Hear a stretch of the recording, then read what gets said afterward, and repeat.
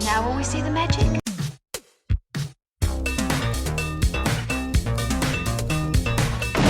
All right, where's Murray? Okay, who is it? This is Jesus, kid. Know then that it is the year 10,191. Yes, we are bored. We're all bored now.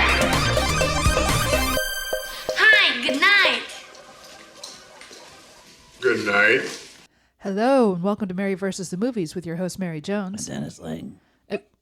Really? That's my natural voice. He's been hiding it from you all these I was years. going to say, I've known you for over 20 years now, and you don't speak like that. I do it all the time. Okay, that's kind of true. You know what? Never mind. You're not here. You know what? I don't have to talk to you this week. You know why? Why? Because we not only have one guest, we have two guests. You're replacing me? I am replacing you. Look, it's Mary versus the movies, not Dennis versus the movies. I can have on whoever I want. You are feh. I am not fair. All right. So, yes, we do have two guests this week because we have been brought something that I am very curious about that I don't think this ever shows up on television. Can you introduce yourself, ladies? Hi, I'm Michelle. I did not bring the movie. I've never seen it either. You brought the snacks. I did bring snacks. Maybe more important than the movie. cocktails. So, Yes. I'm very intrigued to see what kind of lovely mess this movie is. Yeah, I wouldn't quite call it lovely. So everybody's familiar with Rankin-Bass. Absolutely. Right? We Yeah. have our holiday classics, our Rudolph, our Frosty, our Rudolph's Shiny New Year. There's an Easter one. Yeah. There's a couple of Easter right? ones. Yeah. That's who your voice was, Gadzooks from the Easter movie. But have you ever seen the Halloween one? Most people No. don't even know that it exists. And it's my personal opinion that Mad Monster Party, this Rankin-Bass quote-unquote classic, as it says on the front, probably didn't get aired during our childhood because it was so freaking offensive. So I really want to see you guys' reaction to this. I am so curious. Okay, so first of all, can I just say you're Jen? Oh, yeah, I'm Jen. Yes, and you're There's so many Jens in the world. there are a lot, and you're one of them. You're a very old friend of mine. We've known each other for longer than I've known Dennis.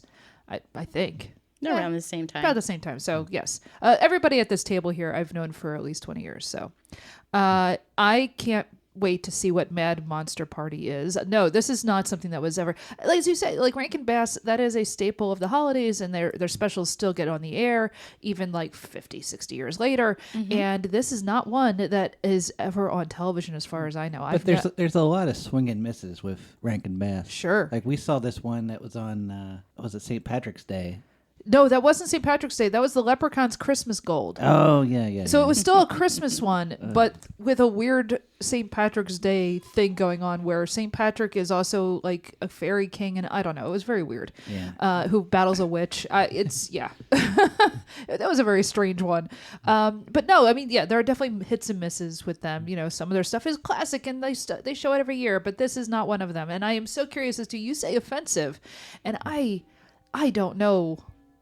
How could it be offensive? How It was a kid's show. Yeah. Oh, no. What? I would not show this to my children when they were children. Oh no. As adults, yes. And Sure. my one son has seen it and does agree that it's pretty offensive, but I am so curious. you have to laugh because it's just incredible that this ever got made. Do you think we would have found it offensive if we saw it in like the early 80s or something like that? Like, would we be notice? aware? Yeah. Yeah. I think some of it you would have been aware. Okay. And I think some of it probably would have flown right over your heads. But yeah, you're right. Looking at it through today's lens is probably a little more sensitive than we were back then.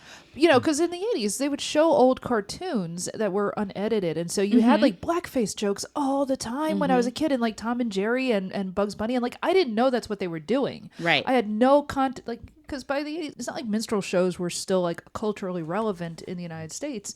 Apparently in England they were, which is weird. Like so-and-so's minstrel show on through the 70s. Wow. In the UK, which is insane. And Australia. And Australia, oh my God, yes. But like in the US, like that stuff was like gone. And so like, yeah, there were jokes they would make on these old cartoons that were never edited out, and I would go completely over my head. But I'm kind of, so I'm interested that this must have something so obvious and blatant that by the 80s, even then they were like, yeah, we're not putting this on television, because they put all kinds of garbage on television in the 80s, especially at the holidays. They put everything on that they could find. And Halloween is no exception. I mean, yes, you had, It's the Great Pumpkin, Charlie Brown, but there was I think there was a Garfield Halloween special, and there were a couple other things, but there wasn't a ton of stuff. So I'm sure they were scrambling to put things on. So if they weren't willing to put this on, even in the 70s, because Really? Dennis and I are, of the same age, but we're a little bit older than you are. And yeah. I never saw this. Yeah, I can't. And I was all over everything Halloween related, even as a small child. Did you see the Grinch Halloween special? I don't remember. Halloween I is remember Grinch there was night. an extra Grinch that was not Christmas Grinch, but I don't know if that was is that Yeah. the only one. I think so, and it's not very good. I remember I was like, oh my god, another Grinch! I sought it out or something, and I watched it. I was like, oh, this. Okay, I see why they didn't do this. It just doesn't hit. So how did you find out about this? I really don't remember. Oh, okay. I think I was just exploring Rankin-Bass one day, being nostalgic, and went, oh, I haven't seen that. So Let's order it.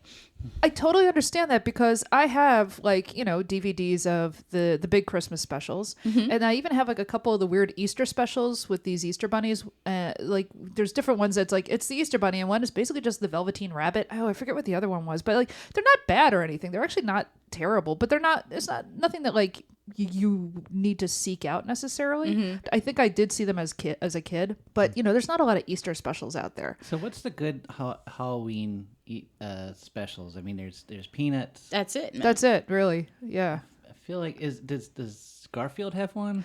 I feel like there was one, but you don't see it. It's not, and whatever it was, it's not as good as the Christmas one, which is actually really good. Is there a He-Man one? No.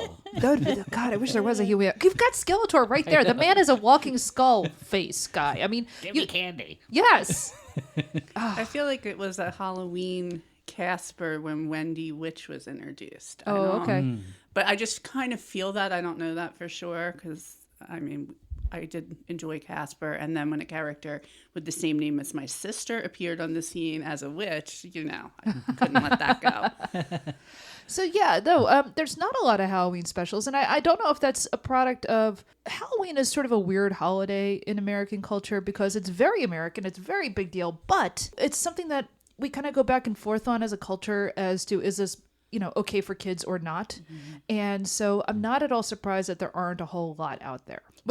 There was a Fat Albert Halloween one, which Oh, I just yes, verified. yes. But I do remember watching the Fat Albert one. Oh, because I you're was really right. into Fat Albert. Same, yes, absolutely. Gosh, it's so funny you said that now. I can remember that now. Yes, you're not going to see a Fat Albert on television anytime No. soon. It's amazing the things that were just culturally had to be wiped away for a long time, and then he got out of jail. Oh my god. Yeah, I don't want to say that was a sign of anything, but anyway, yes. So Well, Michelle, do you remember this? Did you see this? No, I don't remember it at all. And I'm probably the oldest here, just by a smidge. what year did this come out? I think it was 67. 67. Yeah. Okay. Yeah. And does it have any famous voices that you know? Yeah, Boris Karloff. Oh, really? Huge. Yeah. And then there's this other guy that I recognize, but wait, I'm not sure who he is. Let me see if I can read it. Because part of the whole Rankin-Bass thing was having celebrity voices. It's sort of an early version of that. Phyllis Diller. Really? Yeah. Okay. Yeah. And now I remember when she comes on, she's even herself. You'll know it's Phyllis Diller cartoon. Okay, when it so comes it's on. Yeah. it's kind of like when they made the mailman Fred Astaire just look like Fred Yeah, Astaire. Okay, yeah. And I can see on the cover the guy who I assume that's Karloff, because it looks like Boris Karloff. Yeah, right there. Yeah, with the eyebrows and all. I mean, Karloff, of course, he's amazing in The Grinch. He kind of He is is what the Grinch. he is. The Grinch. I mean, he's what makes it. And I mean, I always liked Karloff as an actor. Obviously, I mean, Frankenstein is one of my favorite movies. He brings such pathos to the character that is just, chilling and amazing. And I have a feeling that's not going to be here. Not so much. Yeah.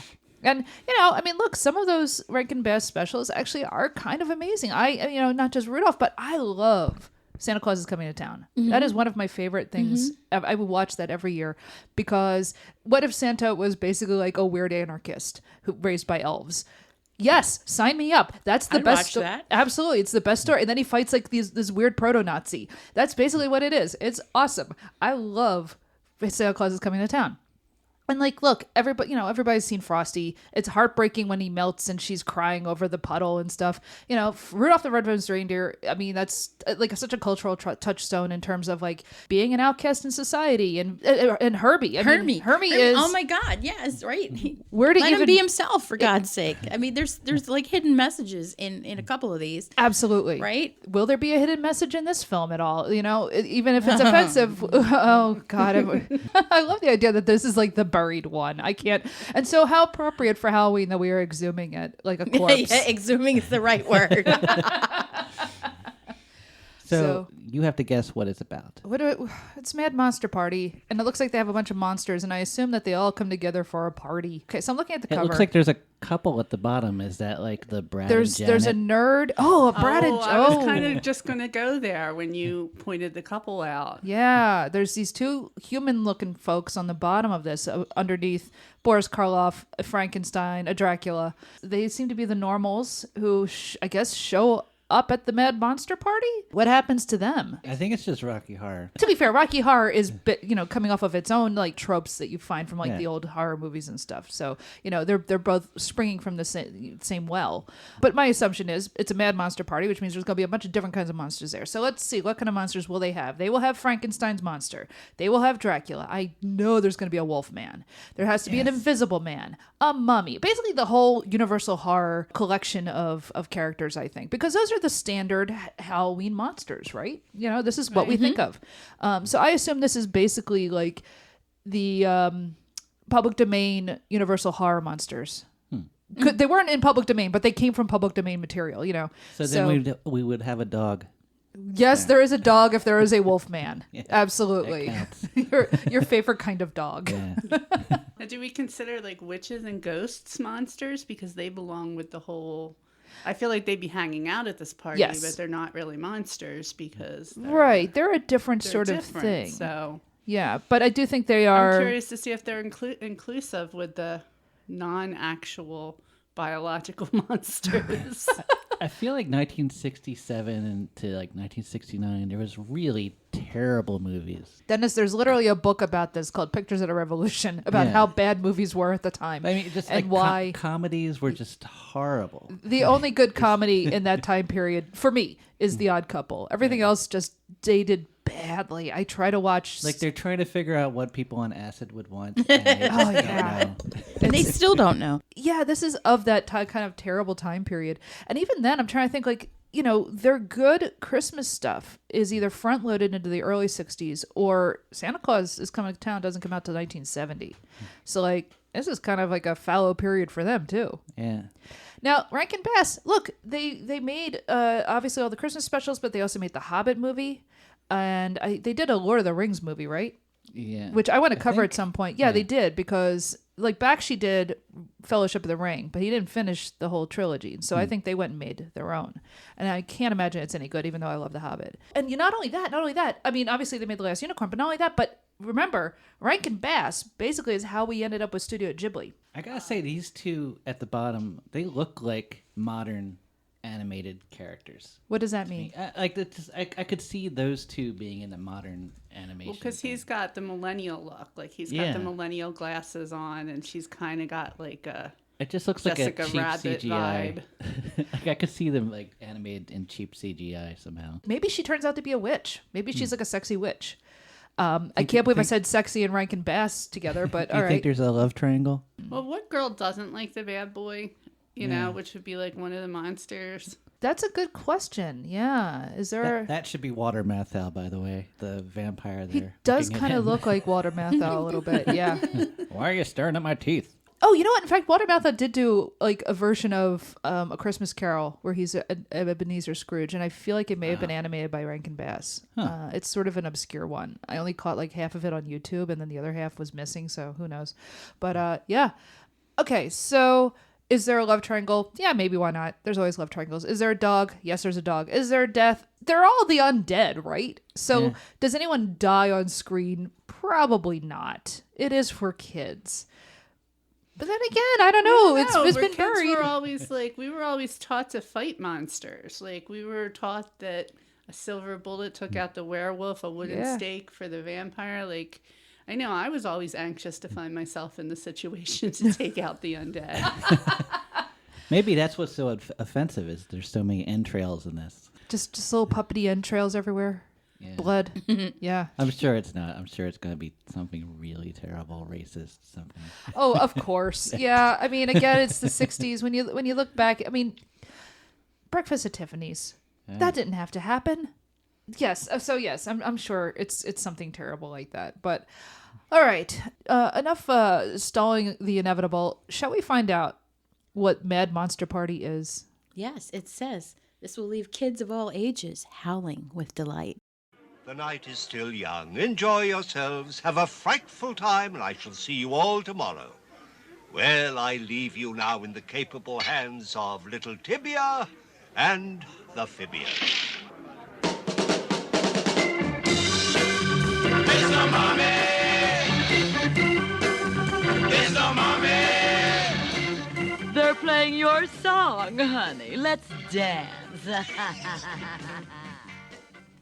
So our special started off with a nuclear cloud, which, that was a big thing around that time is, the use of nuclear energy and the protests and stuff going on around that time, right? 1967. Sure, absolutely. But then I also have a problem that this was made in Japan. So the recurring theme of nuclear mushroom clouds and annihilation. Oh, absolutely. I mean, it's sort of a weird thing. And yes, they made Godzilla and whatnot, but that was a traumatic response, initially at least, with the first film, to the devastation of 2 nuclear bombs dropped on their cities. But in the meanwhile, in the United States, it's just kind of like, hey, let's make all kinds of like goofy art about nuclear weapons and mushroom clouds and stuff. And this is just another iteration of that. That's got to be weird. Like, if you're Japanese, do you really want to work on this? I don't think so. No. But hey, man, I think we all understand a job's a job, and you just kind of take what you can get, unfortunately. So we have that. We have other racism, and then we have sexual assault. Multiple times. Multiple times. So much sexual assault. I was uncomfortable watching this. This was very weird. Here's the thing. I think the worst thing about this is that the pacing is terrible. It needs an editor badly. This is like 97 minutes long, which is much longer than I was expecting. I'm used to get Rankin-Bass, like when they're not films, that are distributed in a theater, I'm used to them being like an hour. I think 10 of these minutes is just of a long Italian joke in the kitchen. Oh, so the cringe. kitchen scene is so long. If you're going to show me like weird food, just do it real fast. With Mafia Machiavelli, is that his name? Mm-hmm. Oh my God. Yes. Chef Mafia Machiavelli. Okay. So here's the thing. There's a couple of times where these so-called monsters, I'm like, that's not a monster. That's just that's a person. Hunchback of Notre Dame. The Quasimodo is not a monster. The entire point. Not Quasimodo. No. Oh, that's right. They can't use any of the names of these famous monsters except for Dr. Jekyll and Mr. Hyde because that was out of copyright by then. Yeah. Mm-hmm. But everything else had to be sort of on the sly. I don't know. I guess they do refer to Dracula as Dracula once or twice, but they mostly call him the Count. Yeah. But everything else, Frankenstein was, I guess, held as in copyright by Universal. He was the monster. He's just called the monster. Yeah, I guess so. Some stuff is just they are able to refer to, but other stuff like they have the creature from the Black Lagoon, which is not like Actually, I think the creature in the Black Lagoon is just called the creature. Yeah, he's just called the creature. And they really skated a fine line for some of these. They keep referring to a monster called It. It can't come to the party. It shouldn't be allowed. It might show up. Oh, and at one point, Francesca, who is the doctor's assistant, in her part of her plot of revenge, she writes off to It. And I kept thinking, oh my God, is Cousin It going to show up? Are we going to get like an Addams Family thing? That's going to be great. I had no idea. Clown. Yeah. I was thinking like The Thing. Like you remember that movie, The Thing, from like the 70s? Yes. I was thinking that was kind of going to be what It was. We kept thinking like, what is It? It was a real like, Dennis at one point made a joke about Clara Bow. Is it the clown? No, it turns out it's King Kong. It's King Kong. And like King Kong does not come from a book. King Kong doesn't come from anything but the movies. So they couldn't call him King Kong. They never, but all of a sudden They could have called him Monarch Ape. See, I would have respected if they said Monarch Ape has shown up. But Donkey Kong. Yes.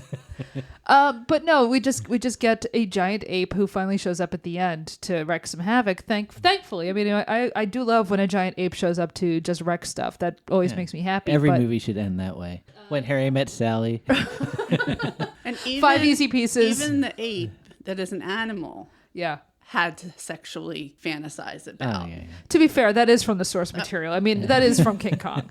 All right, so we're jumping way ahead. Oh, yes. Let's reel it back to the beginning. Yes, fair. Right? So we have our typical nerd soda jerk who is also stealing drugs at the pharmacy. I had a lot to think about this. Like, okay, so when we're introduced to like sort of our audience surrogate, I guess. Yeah. To your everyman. Your everyman is named Felix, and he is, we find out, the nephew of Victor von Frankenstein, who is Boris Karloff. And so he's just a soda jerk living in the United States, and he's a terrible employee who takes all the drugs at the pharmacy. And I'm like, well, first of all, that's not exactly unusual. We've all seen that guy. Works for Mr. Cronkite. Yeah, I wanted to bring that up, but why would you name your pharmacist Mr. Cronkite? Like, I understand it's like the 60s and you're just doing like kind of dumb references, but that's like kind of a weird reference to, like, why would you make him Mr. Cronkite?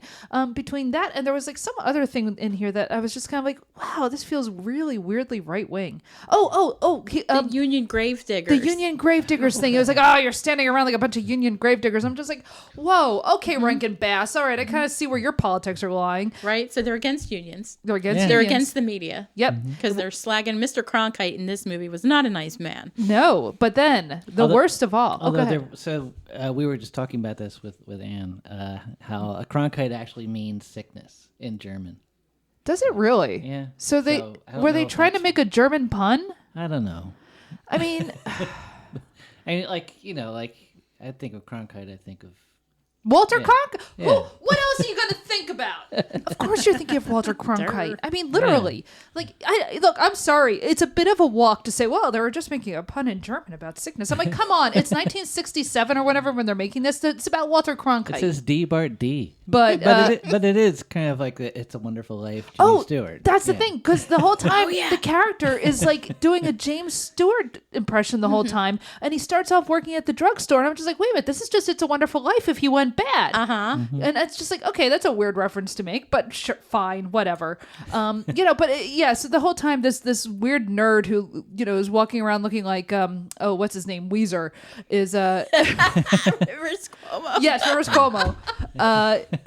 He's talking like Jimmy Stewart, and it's very, very strange, because everybody in this thing is like an impression of somebody, which is normal. I mean, that goes back to Warner Brothers, obviously, So you have Boris Karloff doing Boris Karloff, basically, which is exactly what you want, and then you have this guy doing Jimmy Stewart, but then the Boris Karloff's assistant, this woman Francesca, it felt like she was trying to do Lauren Bacall the whole time, which is fine. Actually, I think that was not a bad job.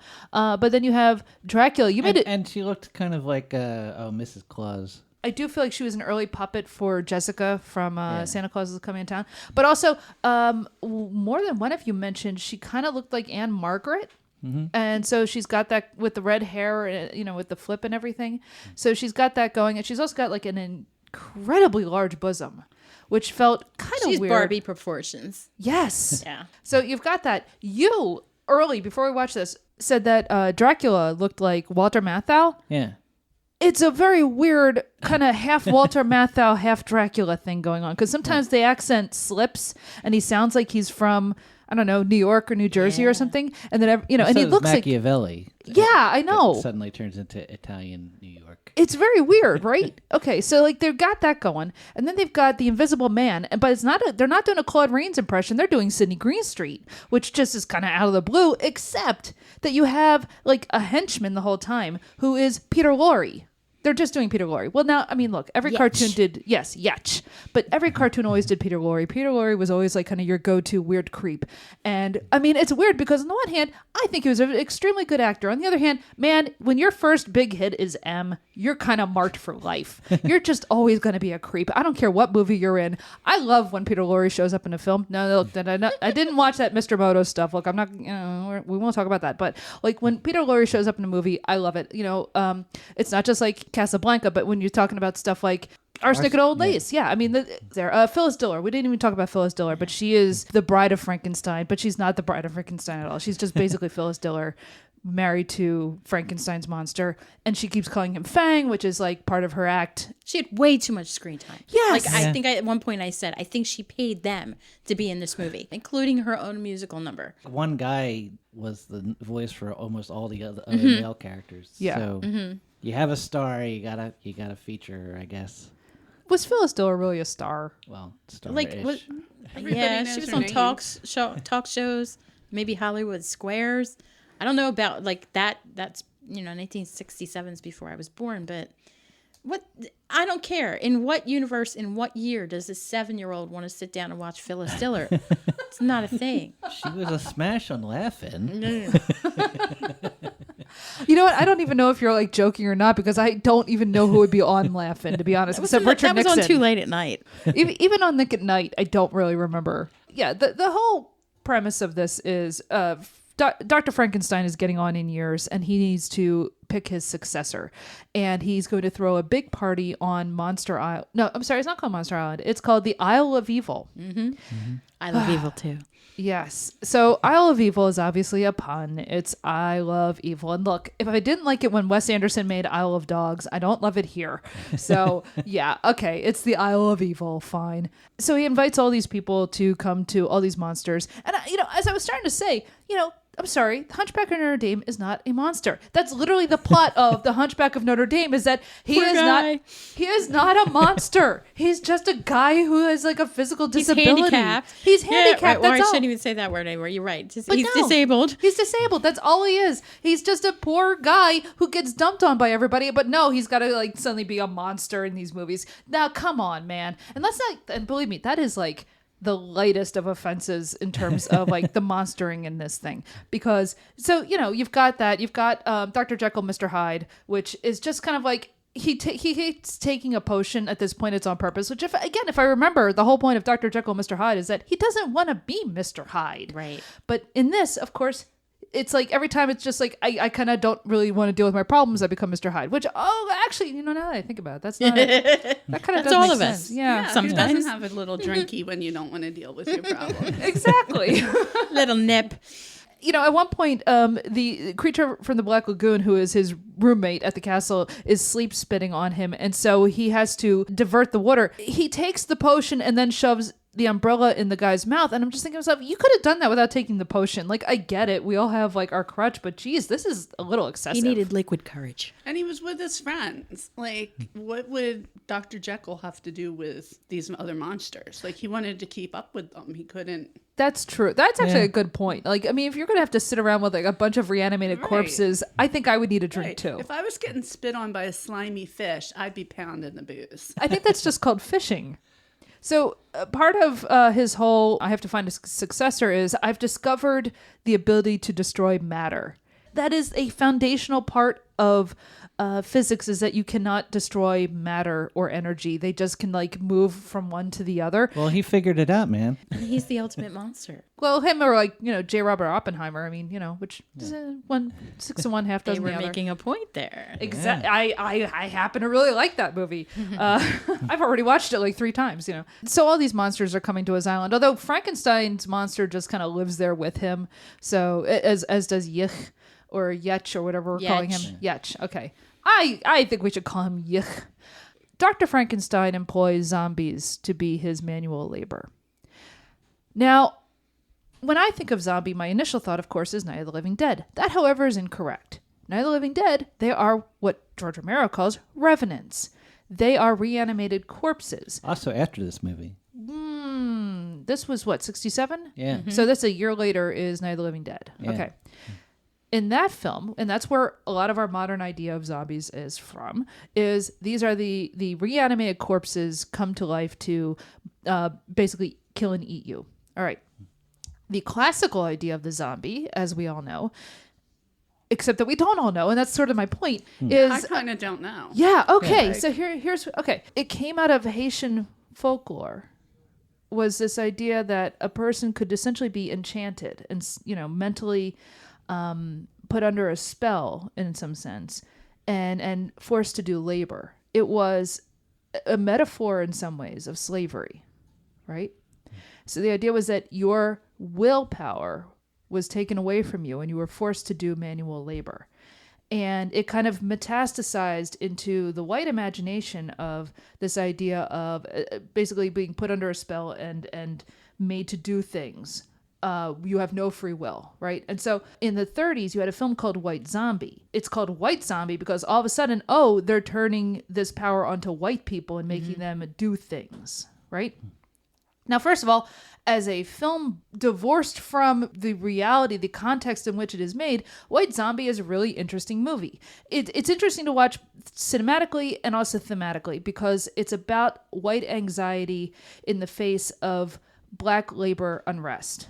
So the zombie is a very complicated idea, a very problematic idea, and this movie just says, hey, here's a bunch of guys whose skin is turned gray. They have rings in their noses, and they are the unthinking, unspeaking manual labor. And they're wearing the uniforms of like those organ grinding monkeys. Yes. And then they are then turned into flying monkeys later. Yes, when they are used in a bunch of airplanes earlier in there, and I forget why they are flying airplanes. And then at the end of the movie, when King Kong shows up, the airplanes will go up against him. So we have a long, complicated, but at the time, entirely understood. When I say complicated, I mean you have to kind of like have a whole bunch of cultural references. Right, but it's still... It is underhandedly racist, the whole bit. At the time, it would have been obviously racist. Now it's sort of like, there's a whole bunch of layers of things that we have abandoned in our cultural context. But when you go back and watch something old, you're kind of like, because I know what this is about, I'm horrified. And if you don't know what this is about, you're baffled. Much like when you see blackface in a cartoon and you didn't grow up knowing what blackface was, right? Yeah. So the little kids weren't getting it, but the parents were. Exactly. Which is horrifying. Yeah.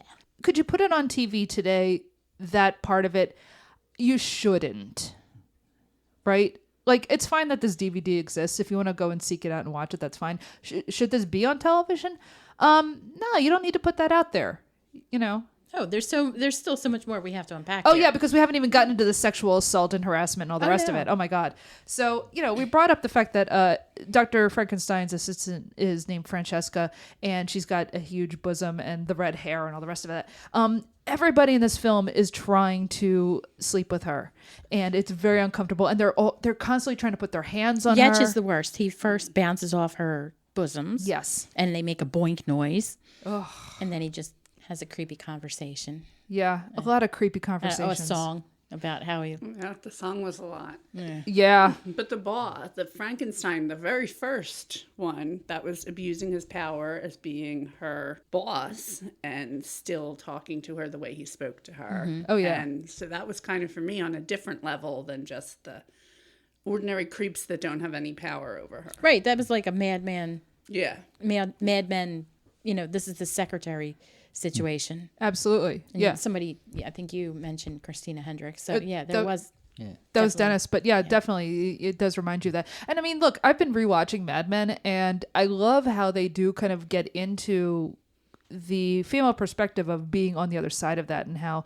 it actually gets interesting where some people are like, this is horrible and you have to go through all of this, and other people are like, this is kind of my way to an easy life. And then of course they don't end up with the easy life because you frankly, when you're somebody's mistress, it is not the easy life. Like, I love Mad Men because it really unpacks all of that stuff. And I think the fact that they had a lot of women writers on their staff actually is why it was successful in doing that. This is not that. Everything with Francesca is so uncomfortable. And she's right in that, Dr. Frankenstein's just going to pick a successor when I've been his lab assistant this whole time, and I actually know how everything works, and I've been living on this stupid island. And I've been putting up with his advances. So exactly. that I could get further. Mm-hmm. So she naturally decides to collude with Dracula to try to avert any kind of anyone else taking over the island. And I mean, the whole point is she's just using Dracula because Dracula, like everyone else in this, is blinded by her beauty and is trying to get with her. Wait, but not Phyllis Diller, because they have that spectacular cat fight where Phyllis Diller's clothes get ripped off. It wasn't just Phyllis Diller. Both of the characters get their... Yeah, so gross. The middle of this movie is the Mad Monster Party. By the way, which ends with a question mark. I did not realize this film ends with a Mad Monster Party. So the question mark, that's a bold choice. Yeah. It's it's a little bit like, well, the thing is, so it says Mad Monster, like Mad. It like people from Mad Magazine worked on this. oh, did they really? Yeah, Jack Davis is one of the. You know what? So that makes it a lot of has- sense. It has that vibe. Yeah, finding out this is like partially Mad Magazine. It's that kind of humor. Yeah, okay, go on. It doesn't have like the logo or anything of Mad Magazine like we would see these days. Mad Monster Party ends with a question mark, which always makes me think about, what is it, the end of the Blob? Where they just end with like a big question mark when they take the Blob to Antarctica or something, which, by the way, everything's melting, so at some point the Blob's going to come back and get us. I feel like there's a Prepare, Phoenixville, I'm going to prepare. Phoenixville. Yeah, that's right.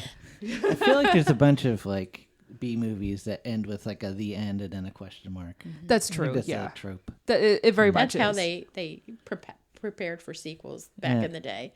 In this Sequels case, they just prepared right away. Before the movie starts.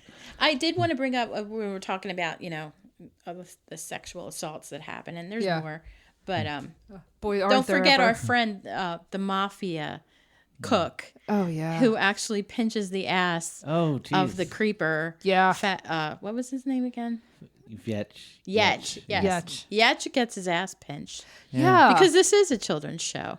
Yes, I think it's appropriate. In the preparation for the big dinner party, we get down into the kitchen with Yetch. He talks to Master Chef Mafia Machiavelli. It's just a really weird Italian joke about Italian people. Such a stereotype of a guy. I mean, so gross. I mean, I guess this was back when Italians weren't white yet. Was but there a song? Was this a song? I can't even remember. Yeah, there was a song. Yeah, there was a song, Okay. and Yeah. the guy had every word ended in So we're going to Italy in about 3 weeks. Don't talk like So that. we're ready. Yeah, I Please feel don't. I'm prepped. We need everything we know.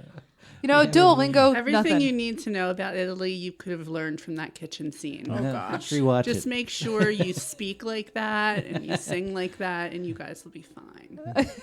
Hiya, I'm here. Oh my gosh, it's terrible. I mean, it's bad enough that his first name is Mafia, but then his last name is Machiavelli.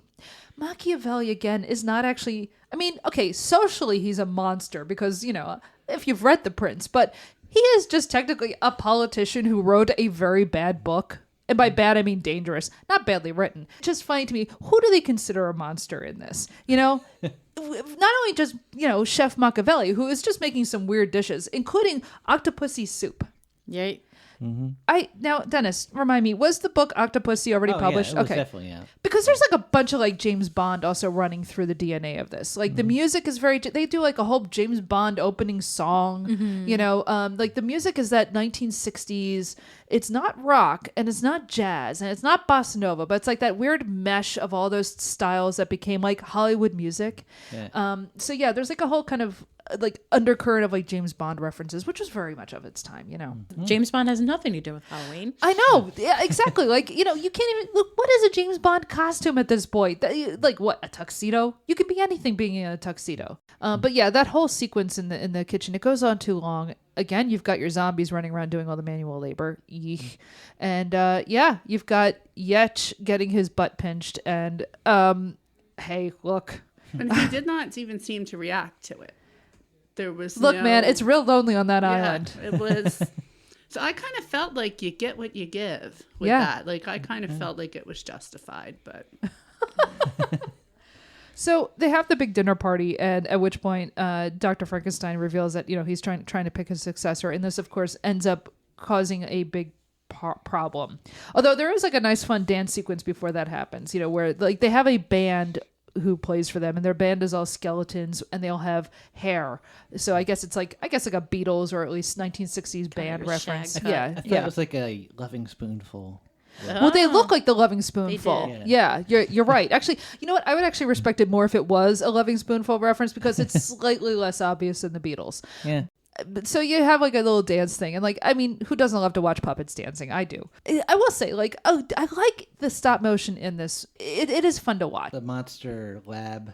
The Monster Lab is Yeah, fun. The bubbling. Yes. The times when someone falls in the water and comes back up wet. Yeah. There was a lot of cool animation, especially when there's like the big group scenes. Everybody was animated. Nobody Yes. stayed still. Yeah, I mean, like, there is a certain vivacity to everything in this because it's stop motion. So everything moves slightly anyway. I mean, look, it's Rankin-Bass. Like they didn't pioneer it, but they really did it. Like they are kind of like a gold standard for that of its time, right? And so it looks good. It's just that the editing, is terrible. By which I just mean the pacing. It's not that it's There is no pacing. Right, exactly. Yes. God, there are times It's where interminable. it drags. Oh my God. See, if they had made this an hour, it actually would have been great. But they made it an hour and cut out a lot of the really stuff. But I can't tell. I've been reading up on like Wikipedia and stuff like that. I can't tell if this was like released theatrically or was it just on TV. I don't know why either. is it so long? Yeah, that's actually a good question. I honestly don't know. I couldn't figure out if because it said it was unrated, but in '67 or so they didn't have ratings like we do now. So I honestly I couldn't tell you if it was ever theatrically released. I mean, it has a PG, but I think that was for the DVD release. Yeah, I think so. Yeah. I guess it was released to the theater, and they just felt like it had to be 90 minutes. Well, okay, so that does check out, but it's funny because there are times where the cuts in it feel more like television. Yeah, they're for a commercial. Yeah, they feel like commercial cuts. So I don't know. Maybe they were planning on it, like showing it in the theater one year, and then it becomes such a family classic. We just keep watching it for the rest of our lives. Which is hard to pull off when it's like, an hour and a half long. I mean, how many, yes, you want to get stuff on television. I don't know. Like, yeah, maybe that's what they were thinking, but I don't think it works out that way. Obviously it didn't work out that way. So you have, this big food, this big, brawl at the party, and it ends up with like a food fight, and there's a lot of drinking going on to the point where at one point Dracula is drinking wine, and I'm like, wait a minute, this is not accurate to Dracula. He literally, that is one of the most famous things he says is, I never drink wine. Like, that's the thing everybody quotes, and they have him drinking wine with Francesca. Wait a minute, I am very annoyed. It's bad enough that you have like this weird Walter Matthau like puppet coming in here, but like he shouldn't be drinking wine. That was one of the things that always swayed me away from being a vampire. But like I was shocked. I was expecting him to pour blood out of that bottle, and yeah. Exactly. Like there's no blood in this. Where's my blood? Right. I wanted puppet blood. Well, and I was also on that note, prior to my newfound education of zombies, I was like, why aren't they trying to eat Jessica? Or I call her Jessica, Francesca. Why aren't they trying to eat anybody if they're zombies? But we find out why. Why isn't it bloody? Who does he have to drink blood from? Dr. Frankenstein. Obviously, if you're trying to get control of his island, you're not going to do that, right? Dr. Jekyll. That's a maybe. That blood's gotta taste terrible. Exactly. Like whatever he abuses too much. Yeah. He abuses too many. So then you're left with the Wolfman has blood. The Wolfman has blood. We haven't talked much about the Wolfman. They really underwrote the Wolfman in this, which is kind of a shame. Dennis, how do you feel about that? It's a little sad. Like, why couldn't he just turn back to a dude? Yeah. For one thing. I mean, the whole point of the Wolf pathos to this dude. You're right, but that's true. That's the thing. The Wolfman is one of the most sympathetic monsters there is, right? Because his whole thing Unfortunately, he was played by Lon Chaney Jr. Wow. I happen to like the Wolfman movie, but like, okay, Lon Chaney Jr. He I'm so sad. I'm gonna turn into a dog again. I mean, yeah, it is like kind of trying to sympathize with a sack of potatoes, but but I look, The Wolfman's a good movie, right? Yeah, here he's just a dog the whole time. You give us like 15 different like Dr. Jekyll transmutations, but we don't even get one Wolfman. He's just always a wolf. It was a full moon. Was it a full moon? Oh, yeah, okay. That's why he was howling so much in the sleeping. Oh, in the snoring suite of the movie. Yeah. I can't believe I missed a detail in this because it's not like it moved so fast that I couldn't have caught it. So there's like a whole like 5 minutes of like, oh, I can't stand the snoring. I can't sleep. Yeah, this is one of those sequences where I'm like, yeah, obviously this is supposed to be mined for humor, and it's just not doing it, man. Because all these guys have to be roommates. So he puts a mask on to the wolf so he can't snore. Right. Okay. Yeah. Well, I've thought about that. Didn't with have you. a muzzle, so just use a surgical mask because that works. That's where you just kind of like put the pillow in the face. And just I'm surprised they didn't go there. You know, Because we do have a suicide attempt later in the movie. we have a suicide 'Cause attempt. this is for kids, remember? Look, this is very child friendly, obviously. Right down to at one point Yech tying up Francesca on a post and trying to sexually assault her. I can't believe again, like like for the third time in the movie. The whole time he's gonna have like this reveal of I'm picking my successor, and the one who's obviously you're assuming going to be his successor, Felix, has not shown up yet, right? So he finally shows up at the island after the big party, and Francesca's just like, all right, I gotta sabotage this because I obviously was supposed to be the one who takes over this island. This is ridiculous. So she starts working with Dracula to get rid of Felix, and so she says, I'm gonna take him over, off on like a picnic on the island, and we're going to like just have Dracula show up and drain his blood and get rid of the body, which to be honest is a good plan. Actually, this makes a lot of sense to me. So she's, dressed in like a pith helmet and whatnot. And so they go off on a picnic, and her and Felix are sitting down to lunch at one point, and he starts rifling through the picnic basket and pulling out sandwiches and complaining about them. But every time he does, he's just like, what's this? What's this? It's a cheese sandwich. What's this? What's this? He kept saying, what's this? What's this? And all of a sudden I'm sitting there, I'm like, oh my God. What's this? Exactly. It's the Nightmare Before Christmas. And I suddenly realized, oh, of course Tim Burton watched this. This must have wormed its way right into his brain. Like, you got monsters, you got stop motion animation, you got, like this is total like. You've got a red-haired female additional protagonist. Exactly. Yep. This who is trying to gain her agency from what? A mad scientist. Exactly. It's so funny when you're watching something and you're kind of like, yeah, I mean, this is interesting. It's a curiosity, and I have plenty of reasons to sit and watch this. And then all of a sudden something happens and you kind of go, oh, this is the missing piece of something that I've seen before. And I go, oh, that's where that came from. And this was a case of that's where that came from. Meanwhile, you've got Dracula trying to attack him and constantly failing in a very Looney Tunes sort of way. And actually, that was one of my favorite parts of the film. I really enjoyed the swooping through. Yes. Every time he leaned down. And the noise was funny. Yeah, all those gags actually work really well. It's Wolfman tries to attack, and he takes a stick and throws it away, and the wolf goes. And we forgot about the Wolfman and the bones. Oh my God! Yes. Oh, yeah. So back at the party when the riot breaks out, there is a moment where the Wolfman goes for one of the skeletons because it's one of his legs, and I'm like, yes. How could you not have the Wolfman go for one of these bones? You had to have it happen. I was very happy to see that. If we removed the plot from this and just went by gags, it may have worked. Let's just take out some of the other stuff. Yeah, there's some other things that really need to get out, but there are some very good gags. So the thing like that, the Dracula in the woods, that stuff actually works really well. So then we get a musical number. Now this is interesting, called One Step Ahead. This is Felix encountering all the weird little creatures in Frankenstein's castle. And first of all those little creatures are so much fun. I do love all the little monsters.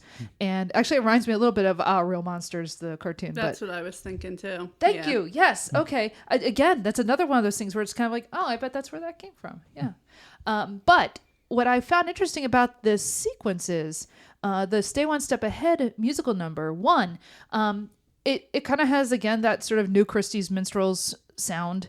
And it's not too long. Basically, this feels more like Rankin-Bass than anything else in the rest of the special.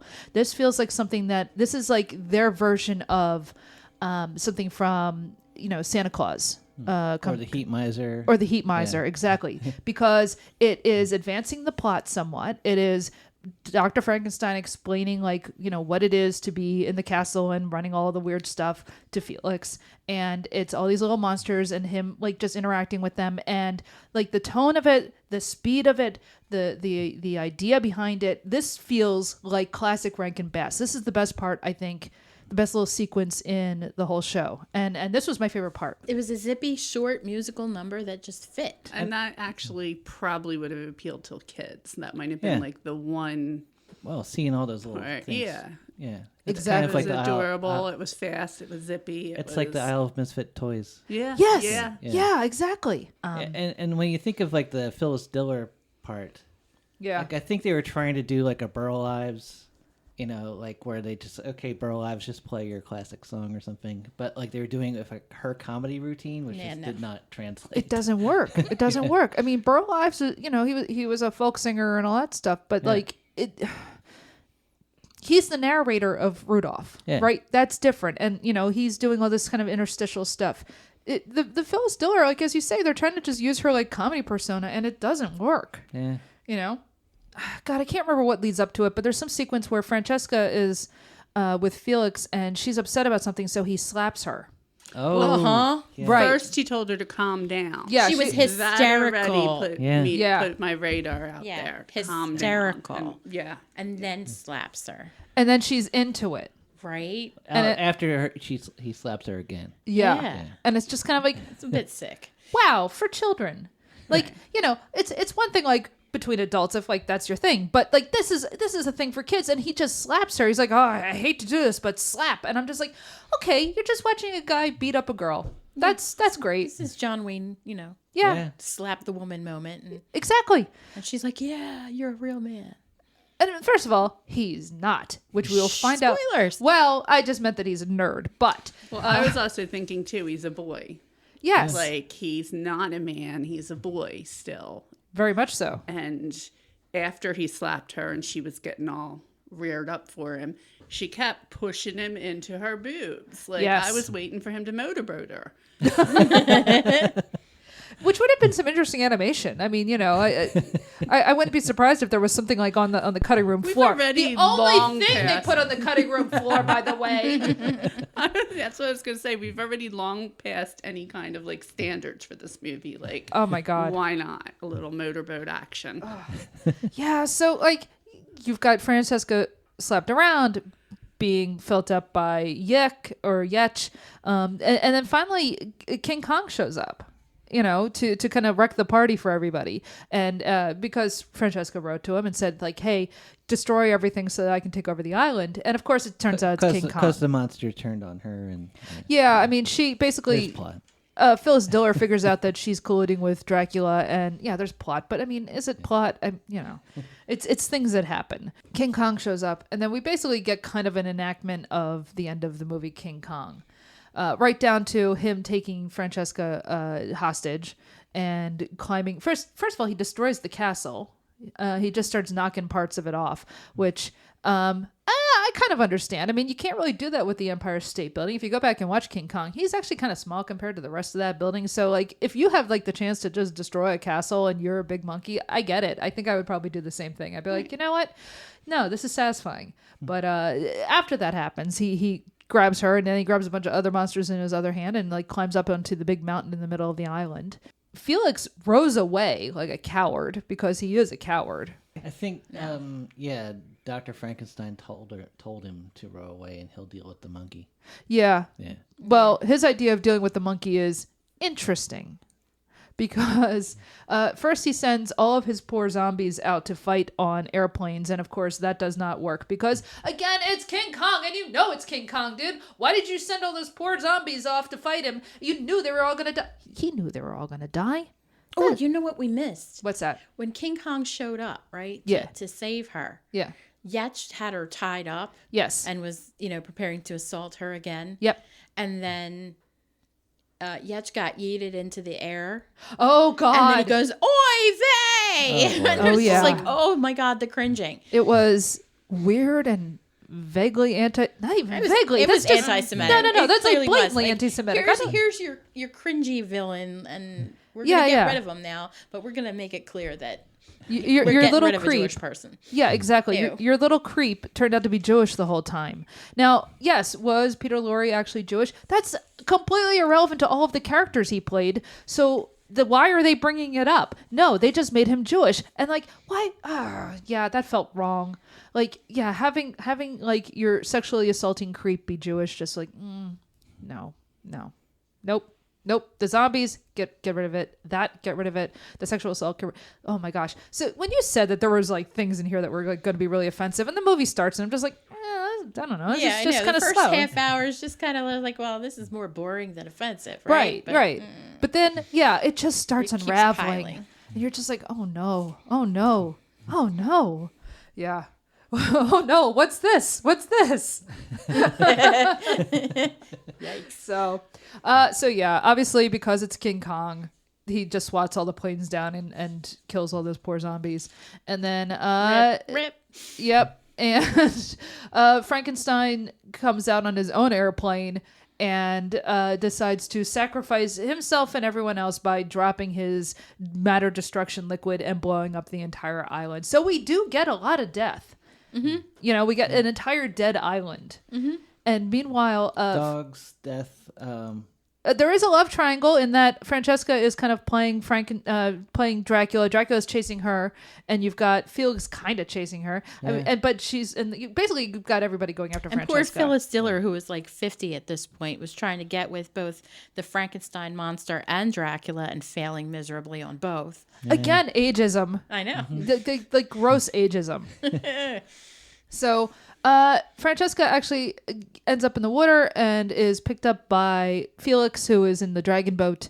And he's like, okay, well, you can come back with me to America and we'll get married. And I've got like a very small apartment. I'm a nice soda jerk. Yeah. And we'll have little, whatever his There's last lots of drugs names. at my work we can take. He does the say drugs. that, Yes, you know? he does mention his pills again. Yeah, he's just like, come with me and we'll take lots of pills. I have a medicine cabinet full of pills in my apartment. I mean, again, well, Yay. look, it's the late 60s and like... That's a draw, sure. I was going to say, well, you know, I'm just saying like this was very much of its time. She says, look, I'm sorry. I'm really sad, but like, if you marry me, we can't have kids. You know, right? So I won't marry you. So I'm not going to marry you. Which is, first of all, that's not a barrier to marriage. Like, as somebody who also could not have kids, you know. Also, they've known each other for 8 hours. Yeah. So yeah, but as he's her rescuer, yeah. Now she's obligated this is to marry logic. him, That's but true. she can get out of it by saying, "Oh no, I can't have babies." She explains like I can't have children because it turns out basically I'm not human. Mm-hmm. I am constructed. And at first you think she's constructed like, you know, from body parts, but then basically it turns out she's like a robot with human skin. She's an animatronic sex doll is what she is. That's exactly what she is. And his response is, "Oh no, that's okay. Nobody's perfect." Kind of like the end of Some Like It Hot. Mm-hmm. But then it turns out, like he says, you know, essentially like nobody's perfect. Glitch. Yeah. He's glitching. So it turns out, I guess he's a robot too? Mm-hmm. Or they're in the Matrix.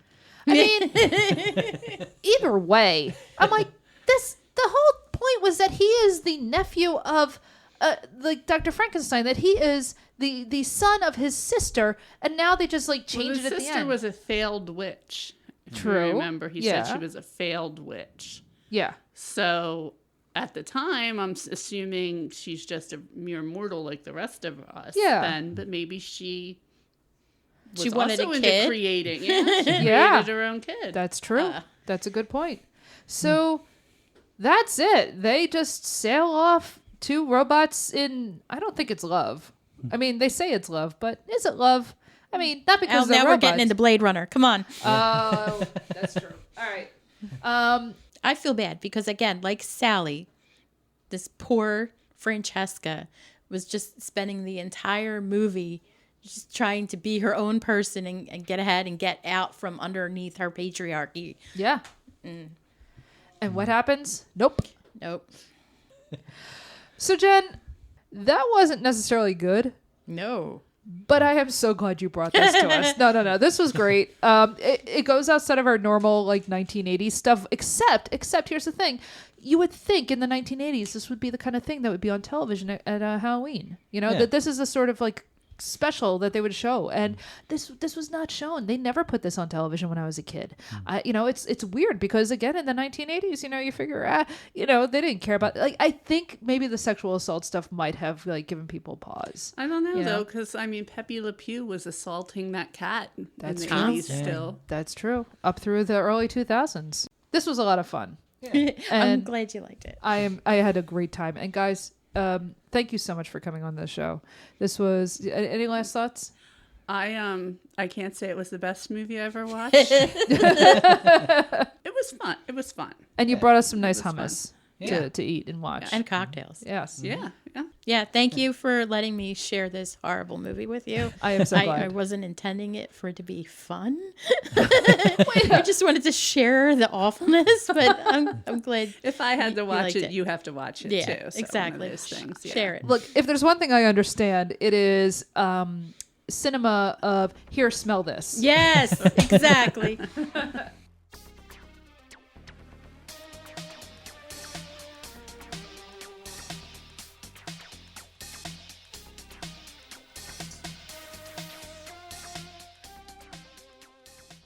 So that was Mad Monster Party? Because it has a question mark at the end. It does.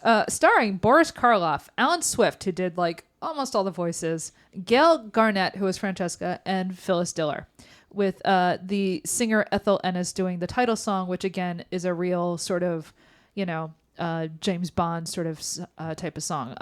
Written by Len Korobkin, Harvey Kurtzman, Arthur Rankin Jr., and Forrest J. Ackerman, who is not credited, and directed by Jules Bass, who is always the director of... I think Kurtzman is a Mad Magazine guy. Yeah, he is. Yeah. And Ackerman, I know he's done like stuff, a lot of stuff actually.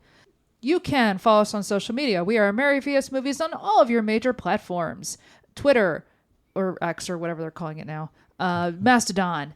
Blue Sky. Threads. Tumblr, except on Tumblr we're Mary versus the movies, and I don't remember why. What else? Instagram, TikTok. We've got a TikTok channel and YouTube. Oh, that's right. We're on YouTube now. Well, that's actually more like where you can hear the show, but whatever. Guys, you've heard me give this spiel before. Yes, you can hear us on Apple Podcasts. We can rate and review the show, and we would really appreciate it if you did. We are on Stitcher. Yeah, no, Stitcher's not a thing anymore. It's Spotify. I don't know. There's too many apps, and there's too much stuff. We're on YouTube now. Isn't that great? Look. My brain just melted watching this silly thing. Yeah. So you know what the drill is. You also know that we have a Patreon where you can help support the show for $3 a month. You will not only help support the show because it actually costs money to run things like a Zoom account and the server and blah, blah, blah, blah, blah. We have to rent things. But you also get access to our whole other podcast, Hollywood Avalon, where we watch Arthurian movies. And just as a little teaser, at the end of the month, guess what that movie is going to be? That's right, Army of Darkness. That movie rocked. Even my mom had a good time watching that. But yes, it is technically it is an Arthurian film. He comes to help Lord Arthur, and there's like a Merlin type guy. It totally counts, and I don't care. It's Halloween. But also we watch things like The Kid Who Would Be King and Night Riders. Night Riders was great, directed by George Romero. The Fisher King. Indiana Jones and the Last Crusade. Bugs Bunny cartoons. If it's Arthurian, we'll cover it. Last month we did the pilot episode of the TV show Merlin. Everybody liked it, and I didn't, and everybody's mad at me. And you know what? I don't care. I'm right. Sign up for patreon.com/MaryVSMovies. You will be helping to support the show, but you will also get this whole other podcast. Let's see. Anything else? No. I guess that wraps up everything, and until next time. I don't want to look at you. Wow. Anybody else want to say that?